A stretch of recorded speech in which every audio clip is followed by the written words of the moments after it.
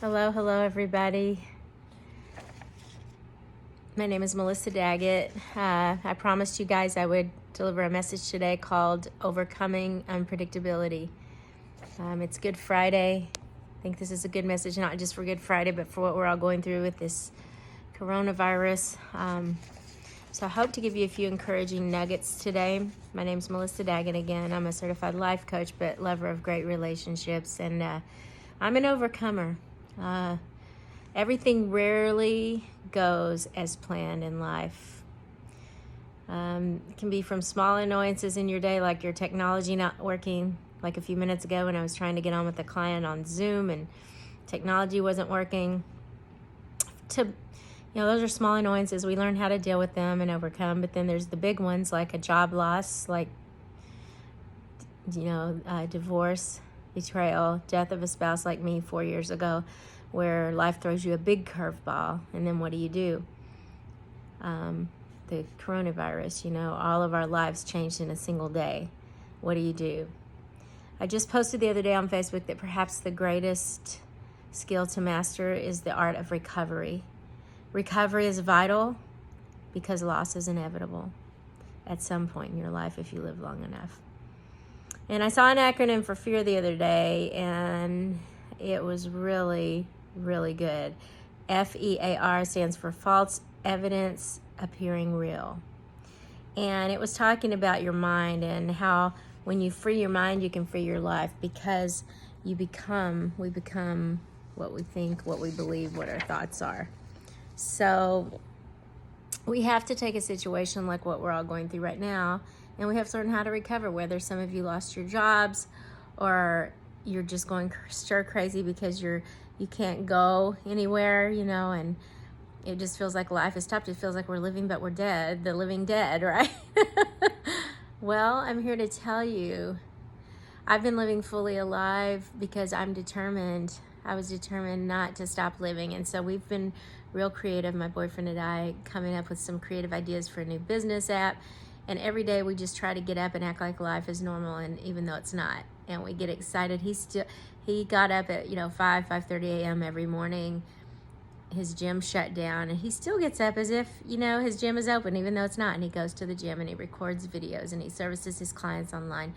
I'm so proud of him for that. And myself, I'm an ease into the morning kind of person. So, I'm like, when his alarm goes off, wonk, wonk, wonk, I'm like, get out of bed already and turn that thing off.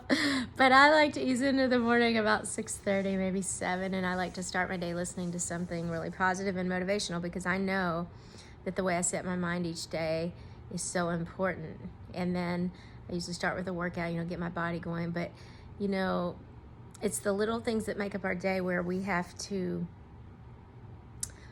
really learn to find our joy in simple things again. I think that's a key word right now during the times we're in, is simple. Everything's been simplified. We can't do a lot of the luxury things we used to do. We can't do a lot of the fancy things. We're stuck at home and grocery store pretty much, and just the essential things, just the essential simple things of life. So how do we recover and even thrive after a loss, after something like this happens?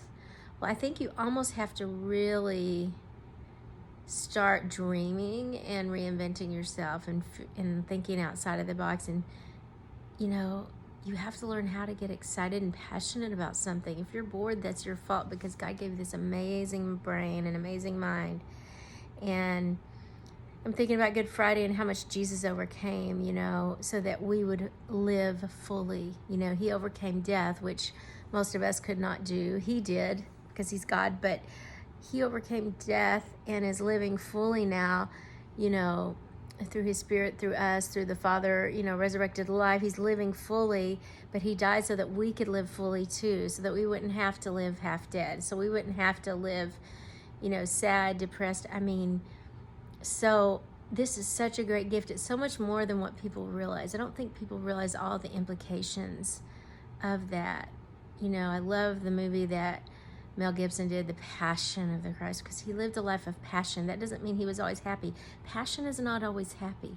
Passion is living with an intensity, living with a focus, living with a purpose. It doesn't mean things are always going to go your way. They rarely will. So what are you going to do when they don't? Are you still going to focus on your purpose? Are you still going to serve others? Are you still going to live life with joy? Because I'll tell you, joy is easy when everything's going well, right? But what about when things, your whole world comes crashing down? How are you going to maintain it? That's the question for you today. And I'm not going to answer it. I want you to think about it. I want you to journal. I want you to spend some time alone. You know, I'm sitting here in Amish country. No one is here, and just having some quiet time, just to reflect and to write. And guess what? This too will pass. You know, a Good Friday was a Good Friday only because Sunday was around the corner. This virus is a good thing only because it's making us learn some lessons we wouldn't otherwise learn. But Sunday's around the corner.